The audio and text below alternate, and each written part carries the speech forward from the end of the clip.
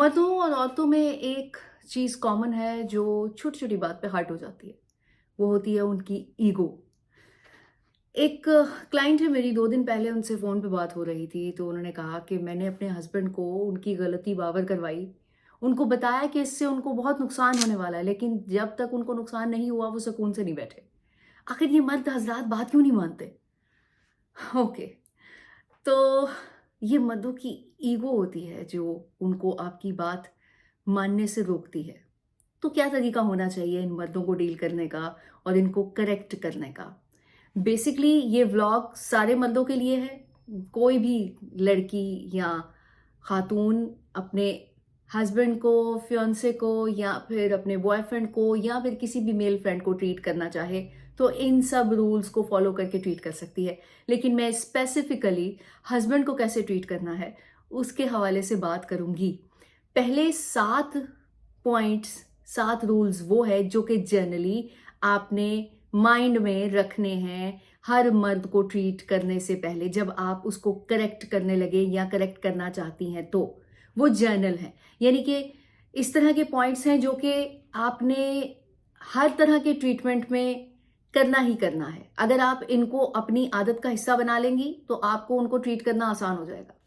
और आगे के 6 पॉइंट्स स्पेसिफिकली जब आप उनको करेक्ट करना चाहती हैं, तो आपके बिहेवियर में होने चाहिए।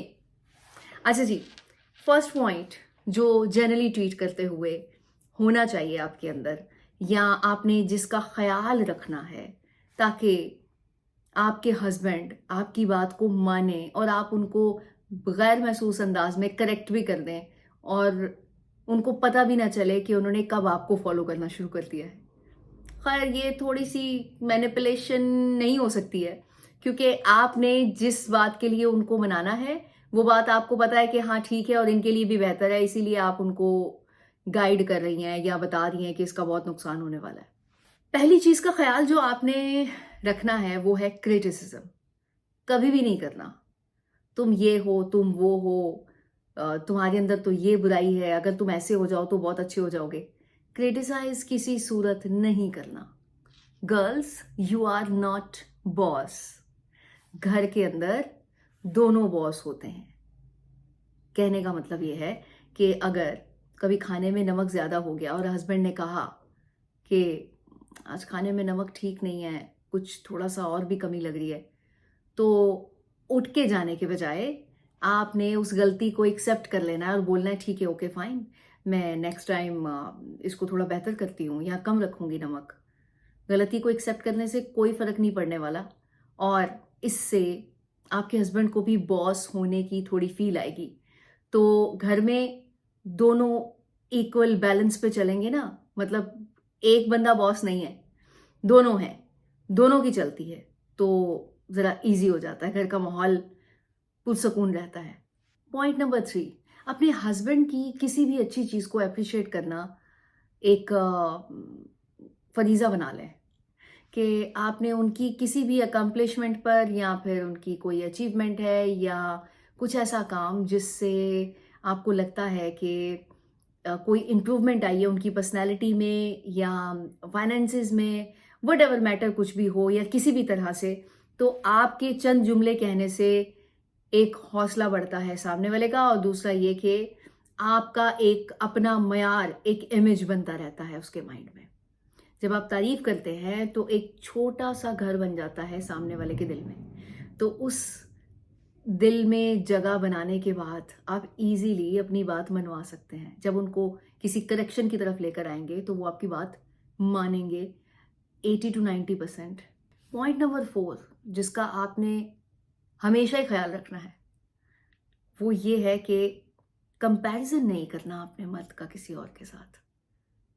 फलानी का बंदा इतना अच्छा है ना, सुबह उठता है, पानी भरता है। पानी भरने वाला वैसे दुआ तो नहीं है, लेकिन ऐसे ही मेरे मुँह से निकल गया है। भैंसों को चारा डालता है, सारे काम करता है उठ के और आप निकम्मे हैं, बिल्कुल कुछ नहीं करते। इस तरह की बात नहीं करनी बिल्कुल भी। कंपैरिज़न मर्द के दिमाग से निकालना बहुत मुश्किल हो जाता है बाद में। वो हालात ठीक भी हो जाएँ, लेकिन जो कंपैरिज़न किया गया उसका किसी और से, वो चीज़ खुरच-खुरच के भी निकाली जाए तो नहीं निकलती। इसलिए ऐसी कोई बात करनी ही नहीं चाहिए कि दूसरे के दिल में इतनी गहरी छाप छोड़ जाए कि उसको मिटाना मुश्किल हो जाए। पॉइंट नंबर 5 है कि अपना कोई भी इशू जो कि पहले हुआ, उसके बाद ख़त्म हो गया, सॉल्यूशन भी निकल आया, लेकिन बाद में कभी कोई और बात हुई है तो आपने हवाला दिया कि तुमने उस वक़्त किया था ना, देखो कितना सत्यानाश हुआ था, कितनी मुश्किल हुई थी और कितनी सारी तकलीफ़ें झेलनी पड़ी थी मुझे। इस टाइप की बात नहीं करनी। जितना आप इस तरह की बातों से दूर रहेंगे, उतना ही इजारादारी कायम हो सकती है आपकी अपने हस्बैंड पर, और उतनी ही ग्रिप कर सकते हैं आप अपने रिलेशनशिप पे। पॉइंट नंबर 6 है, डिग्निटी पर अटैक नहीं करना। हमेशा रिस्पेक्ट देनी है और उसकी इज्जत को मलहूज़े खातिर रखना है।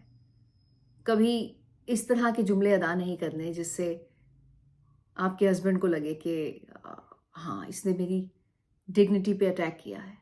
लास्ट पॉइंट है, हर चीज़ में आपने अपने हस्बैंड के साथ खड़े होना है। वो चाहे अच्छी है, बुरी है, जैसी भी है। आपका साथ आपके हस्बैंड की जो सपोर्ट बनेगी ना, यू कैंट इमेजिन कि कहाँ से कहाँ ले जाएगी उनको। साथ में हेल्प भी आती है। एक तो साथ होता है कि आपने किसी भी चीज़ में सपोर्ट करना है, लेकिन अपनी प्रैक्टिकली हेल्प भी प्रोवाइड करनी है अगर कहीं पे ज़रूरत पड़ेगी तो। ये 7 पॉइंट आप अगर अपनी लाइफ में शामिल कर लेंगे, तो उसके बाद जो आगे के 6 पॉइंट्स आपके साथ शेयर करने वाली हूँ, उसमें आपको हस्बैंड की करेक्शन में बहुत आसानी हो जाएगी। कोई चीज़ अगर आप मनवाना चाहते हैं तो वो बड़ी ईज़िली मनवा लेंगे, और ईगो को हर्ट किए बगैर आप करेक्ट कर देंगे, दूसरे को पता भी नहीं चलेगा किसने क्या किया है और इसने ठीक भी कर दिया। और आपको ये गिला भी नहीं रहेगा कि ओहो वो तो मेरी बात ही नहीं मानते और मैं तो उनके भले की बात कर रही थी और ब्ला ब्ला ब्ला। ये सारी चीज़ें स्टॉप हो जाएंगी उसी दिन से जब आप पहले ये 7 पॉइंट्स और आने वाले 6 पॉइंट्स अप्लाई कर लेंगे। पॉइंट नंबर 1, जब भी आप करेक्ट करने लगते हैं मर्द को, तो याद रखिए कि आपने अपनी वॉइस लो रखनी है। एक तो औरत नाजुक होती है, उसकी पर्सनालिटी पे ज़्यादा तेज़ आवाज़ सूट भी नहीं करती। तो अगर मर्द और औरत का दायरा हमें पता चल जाए और हम उसको फॉलो करें, तो किसी किस्म का कोई रौला ही नहीं होने वाला।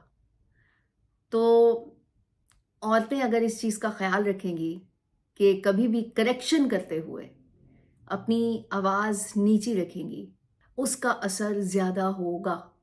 करेक्शन हमेशा प्यार और मोहब्बत से होनी चाहिए, ना कि गुस्से से और गलती का एहसास दिलाते हुए। आपने अपने हस्बैंड को भी इंसान जानना है, गलतियाँ इंसानों से ही होती हैं। अगर हो गई है तो सो व्हाट?